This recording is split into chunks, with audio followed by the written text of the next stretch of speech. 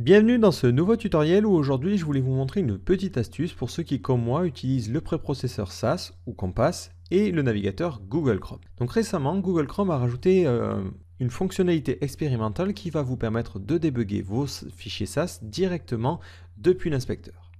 Alors, lorsque l'on travaille avec SAS, ce qui n'est pas forcément pratique, c'est tout simplement de débugger le CSS. En effet, si par exemple je veux changer ici la couleur des textes qui sont sur les boutons, ce n'est pas pratique, parce que Chrome m'indique dans quelle ligne CSS la règle a été définie. Le problème, c'est que moi je travaille avec SAS. Du coup, la ligne CSS ne correspond pas du tout à quelque chose que je peux repérer. Donc une solution, c'est évidemment au niveau du fichier config.rb de préciser à Compass de mettre en commentaire les différentes lignes à laquelle correspondent les règles.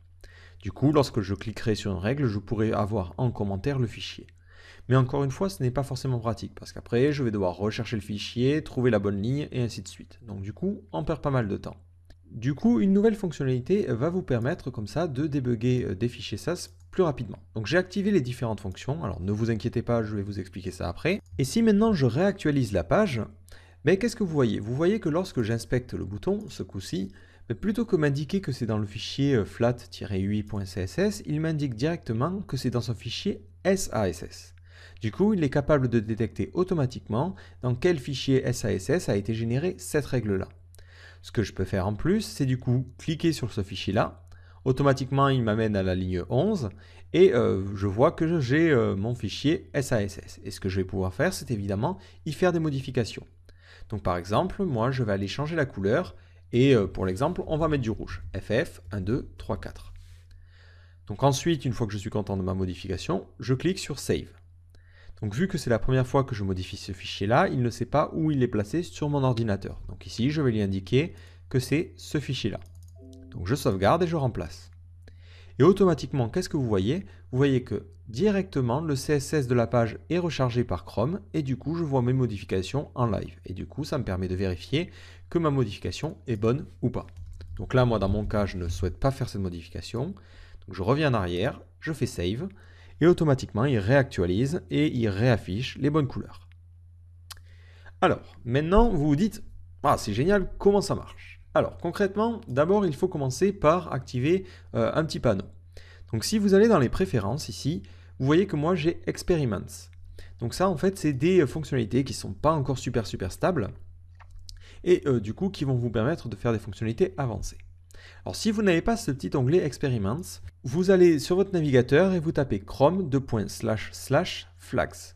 Donc en fait, ça vous permet d'activer ou de désactiver certaines fonctionnalités de votre navigateur. Donc attention, lorsque vous activez ou désactivez certaines fonctions, vous risquez de péter votre navigateur. Donc faites ça vraiment avec parcimonie. Donc nous, on va chercher développement et il faut activer cette option-là. Activer les expérimentations dans les outils de développement. Donc vous activez ça et vous redémarrez votre navigateur. Alors attention, lorsque je dis redémarrer, c'est vraiment tout fermé. Il faut vraiment que Chrome soit fermé entièrement, et même les trucs en tâche de fond. Et ensuite, vous le relancez. Si vous avez bien fait les choses, normalement, vous aurez dans les paramètres de l'inspecteur ce nouveau panneau Experiments. Et dans ce panneau-là, vous allez cocher le support pour les fichiers SASS. Donc évidemment, ça supporte le SASS, mais aussi le SCSS, et ça fonctionne avec Compass. Donc une fois que vous avez activé ce fichier-là, vous n'allez pas tout de suite voir ça. En effet, il faut faire une autre configuration directement au niveau de votre fichier. Donc au niveau de votre fichier config.rb, vous allez mettre dans les options, dans votre fichier config.rb, vous allez rajouter l'option SASS_options et vous allez mettre un tableau où vous allez mettre debug info à true. En fait, ça, qu'est-ce que ça fait? Tout simplement, lorsque vous allez sauvegarder votre CSS, il va mettre des lignes qui correspondent à ça, qui vont permettre à Chrome de savoir à quel fichier et à quelle ligne correspond cette règle-là. Donc c'est ce que va interpréter Chrome et c'est ce qui va permettre à Chrome globalement de vous sortir les informations. Donc voilà, vous mettez ça dans votre fichier config.rb. S'il le faut, vous resauvegardez votre fichier SASS et comme ça vous régénérez ce CSS avec tous ces médias. Donc évidemment, lorsque vous allez travailler en production et envoyer votre CSS, vous remettez ça en compressed et vous enlevez cette règle-là évidemment. Donc une fois que vous avez fait ça, lorsque vous actualisez votre page sur votre navigateur, ben, il ne va plus vous montrer les fichiers CSS correspondant à vos règles, mais directement les fichiers SASS. Et du coup, en cliquant dessus, vous allez pouvoir les sauvegarder. Alors, une dernière petite chose, vous vous demandez comment Chrome recharge automatiquement les modifications.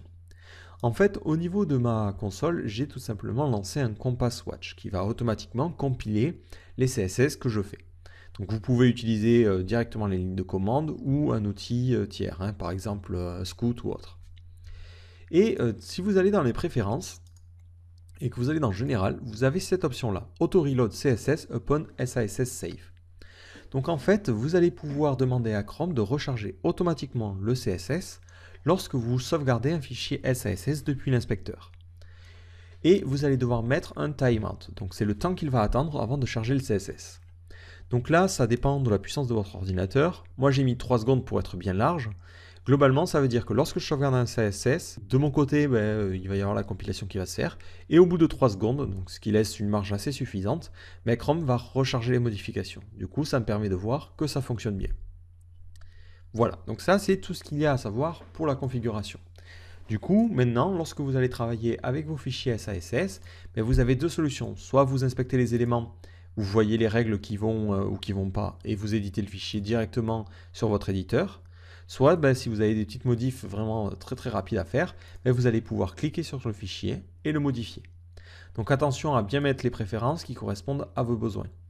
Donc là, je vois notamment que ce fichier SAS, là, il n'a pas forcément un très bon format, vu qu'il utilise deux espaces pour une tabulation, donc adapté évidemment à vos besoins. Donc moi j'utilise en général 4 espaces, donc au niveau des préférences, ici j'ai mis 4 espaces. Et vous voyez comme ça que dès que je fais un tab, en fait ça fait 1, 2, 3, 4 espaces. Donc voilà, c'est tout ce que je voulais vous montrer, mais c'est vraiment une fonctionnalité qui vaut la peine d'être essayée si, comme moi, vous êtes un grand fan de Compass et de Chrome. Donc voilà, j'espère que ça vous servira. Et si vous aussi, vous avez des petites astuces, des petites découvertes faites sur Chrome, n'hésitez pas à les partager.